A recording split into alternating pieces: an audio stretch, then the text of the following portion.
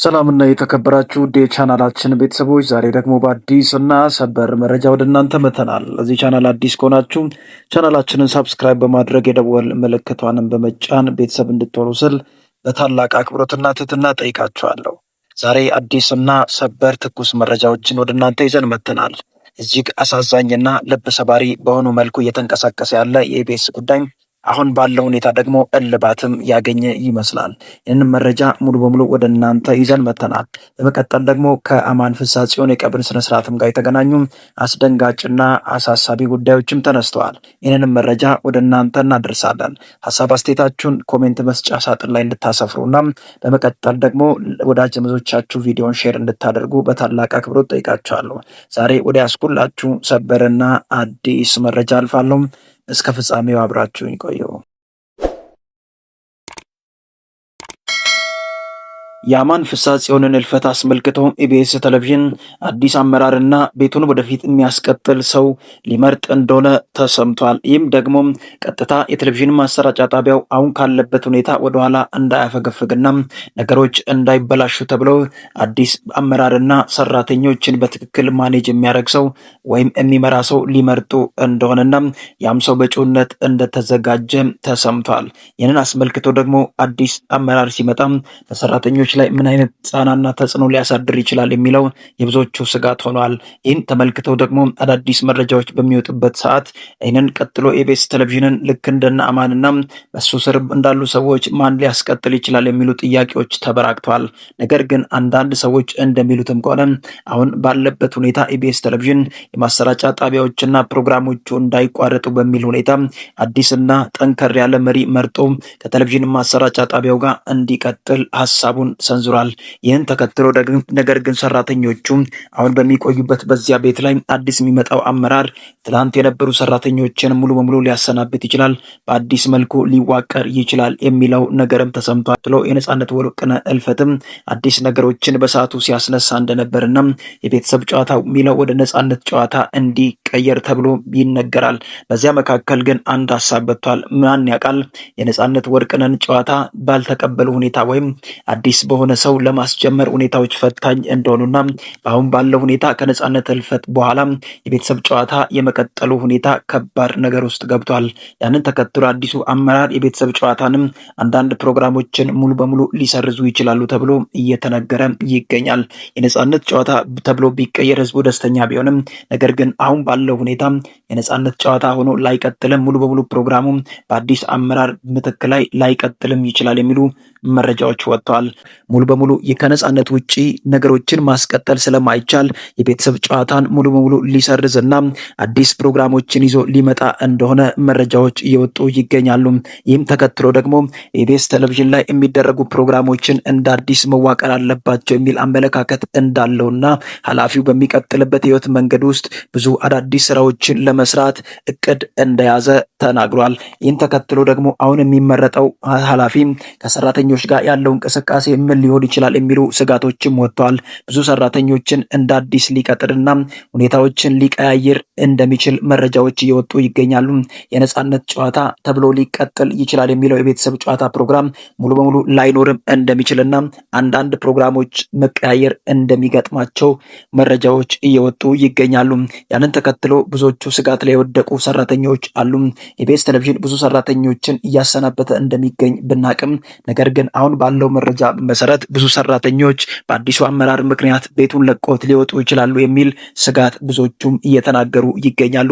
ይህ የሚሆንበት ምክንያት በዚህ በኩል የሞት ስጋት፣ በሚቀጥለው ደግሞ አዲስ አመራር ያለመዱት ሰው ሲመጣ ደግሞ ተዋህዶ መቀጠል ችግርና ፈተና ሊፈጥርባቸው ስለሚችል አዳዲስ ነገሮች ሊፈጠሩ ይችላሉ የሚሉ ስጋቶች ወጥተዋል። ያንን ተከትሎ ኢቢኤስ ቴሌቪዥን አዲስ አመራሮችን መቅጠሩን ተገቢ ነው፣ በደንብ መስተካከል አለበት፣ የቴሌቪዥን ማሰራጫ ጣቢያው መቆም የለበትም የኛ ሐሳብ ነው።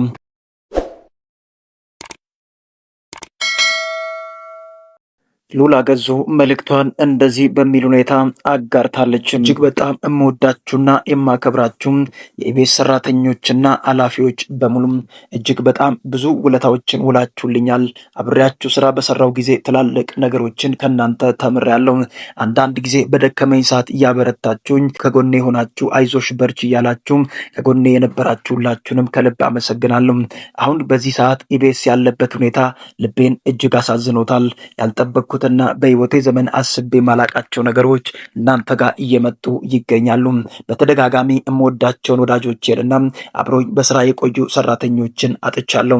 ይህ ደግሞ ለእኔ መቼም ምን ማልጽናናበትና ግራ ያጋባኝ ከእስከዛሬ ድረስ የተፈጠሩ ነገሮችን እንዳላምን የሚያስለቅሰኝ ጉዳይ ነው።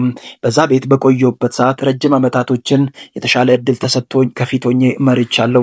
አንዳንድ ነገሮችን እንኳን በማበላሽበት ሰዓት አይዞሽ በርቺ እያላችሁ ትልቅ ደረጃ እንድደርስ እድልና ጊዜ ሰጥታችሁኛል።